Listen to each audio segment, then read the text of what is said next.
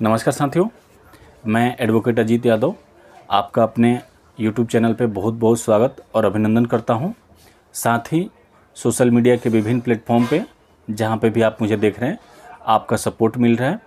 इसके लिए मैं बहुत शुक्रगुजार हूं। और आप सभी से रिक्वेस्ट करना चाहता हूं कि मेरा चैनल यूट्यूब पे अजीत यादव एडवोकेट के नाम से है और मेरी फेसबुक प्रोफाइल अजीत यादव है।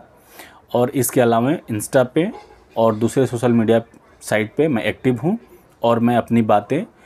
स्पेशली लॉ रिलेटेड बातें मैं रखता हूँ और आप सभी का सपोर्ट मिल रहा है, उसके लिए मैं बहुत शुक्रगुजार आभार हूँ। साथ ही निवेदन करना चाहता हूँ, आप जहाँ भी देख रहे हैं, अगर आप यूट्यूब पे देख रहे हैं तो चैनल को सब्सक्राइब करें और अगर आप फेसबुक पे इंस्टा पे देख रहे हैं तो लाइक कमेंट और शेयर ज़रूर करें। आप सभी का मैं तहे दिल से शुक्रगुजार रहूँगा। और जैसा कि आप सभी को पता है कि जैसी आप वीडियो की डिमांड करते हैं, जो कंटेंट आप मुझे पिन करते हैं, मुझसे पूछते हैं, मैं उसी के ऊपर वीडियो आधारित करता हूं और मैं कोशिश करता हूं कि आपके लीगल जो भी क्वेश्चन क्यूरी है उसको सेटिस्फैक्ट्री आंसर कर पाऊं और आपके कानूनी अधिकारों की रक्षा कर पाऊं। तो आइए, हमेशा की तरह आज एक बार फिर मैं एक छोटा सा टॉपिक लेके आया हूं जो कि काफ़ी रेलिवेंट है और आप ही लोगों में से जो हमारे व्यूअर हैं, फ्रेंड हैं, उन्हीं लोगों में से एक क्वेश्चन आया है कि कोई दिल्ली में प्लॉट लेता है, ज़मीन लेता है, तो उसको किस किस डॉक्यूमेंट के बारे में जानकारी होना चाहिए, क्या क्या डॉक्यूमेंट उसको चेक करवाना चाहिए और क्या एहतियात बरतना चाहिए ताकि आगे चल के वो किसी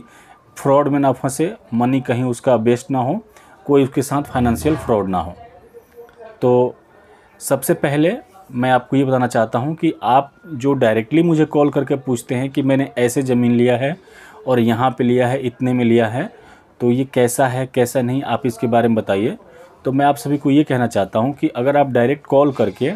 और मुझे बता रहे हैं कि मैंने यहाँ पे लिया हुआ है वर्बल,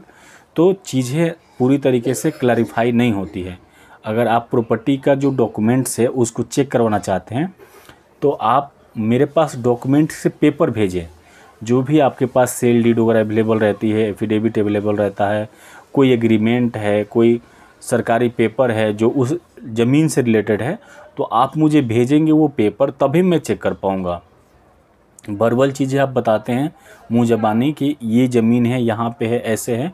तो वो चीज़ें क्लैरिफाई नहीं होती है। क्योंकि जो दिल्ली में अगर आप ज़मीन लेते हैं तो अभी का जो उसका प्रॉपर्टी एड्रेस होता है वो अर्बन एड्रेस होता है, और जब ज़मीन के हिस्ट्री में हम लोग जाते हैं तो वहाँ पे रूरल एड्रेस लिखा होता है। रूरल और अर्बन का डिफरेंस ये है कि अर्बन एरिया में सेक्टर नंबर होते हैं, बिल्डिंग नंबर होता है, गली नंबर होता है, और कुछ जो अभी के रोड हैं, चौक चौराहे हैं, स्कूल कॉलेज हैं, उसका एड्रेस लिखा रहता है ताकि आप उस प्रॉपर्टी पे इजीली पहुँच जाए। लेकिन अगर आप रूरल एड्रेस चेक करेंगे पुराने हिस्ट्री में, तो वो गांव के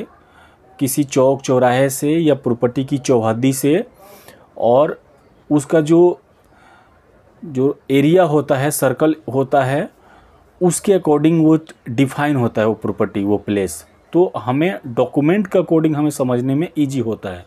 इसलिए आप सब जब भी प्रॉपर्टी वेरिफिकेशन के लिए बात करें तो कोशिश करें कि पहले आप पेपर भेज दें, और आप पेपर भेजने के बाद मुझे कॉल कर लें, थोड़ा सा टाइम दें, मैं चेक कर लूँगा और चेक करके मैं खुद आपको कॉल बैक करके बताऊँगा कि प्रॉपर्टी कैसी है और आपको इसमें क्या क्या एहतियात बरतना है, क्या और पेपर आपको चाहिए होगा। तो आइए एक बार मैं शॉर्ट में आप सभी को बता देता हूँ कि आपको पेपर प्रॉपर्टी लेने से पहले क्या क्या पेपर केयरफुली चेक करना है, बहुत सावधानी से। सबसे पहले आपको देखना है कि टाइटल डीड में ना जो एक्चुअल ऑनर होता है, प्रॉपर्टी जिसके नाम पे होती है, वो मेंशन रहता है कि ये व्यक्ति है और ये जो ज़मीन है ये इसी के नाम पे टाइटल्ड है, मतलब उसके नाम पे अंकित है, जो रेवेन्यू रिकॉर्ड है उसमें। दूसरा आपको देखना होता है सेल डीड। अगर रिसेंट में कोई पुश्तैनी ज़मीन नहीं है तो उसकी एक सेल डीड बनता है, विक्रय पत्र। तो विक्रय पत्र अगर आप देखेंगे तो उसमें भी मेंशन रहता है कि प्रॉपर्टी का ये एड्रेस है, इसका ये रकबा है, इसकी चौहद्दी है। चौहद्दी मतलब प्लॉट के चारों तरफ जो अदर प्लॉट होल्डर हैं, या उसका रोड होता है, कहीं गली होती है, कहीं कुछ होता है, तो चौहद्दी मेंशन होती है। टाइटल डीड के बाद आपको चेक करना है सेल डीड, उसके बाद से चेक करना है एनओसी। आप प्रॉपर्टी लेते हैं तो जो सेलर होता है वो एनओसी भी आपको बनाता है। वो एक नॉर्मल प्रोसेस है, उसमें वो देते हैं कि आप इस प्रॉपर्टी पे आपका मालिकाना हक हुआ, आप इस प्रॉपर्टी पे कुछ भी कर सकते हैं। तो वो एनओसी भी आपको चेक करना होता है। साथ में आपको सर्कल रेट चेक करना होता है, ताकि स्टाम्प ड्यूटी पे करने में मतलब वो कैसे पे हुआ है, कितना पे हुआ है, सर्कल रेट वहाँ पे क्या चल रहा है, वो चीज़ आपको समझना ज़रूरी होता है।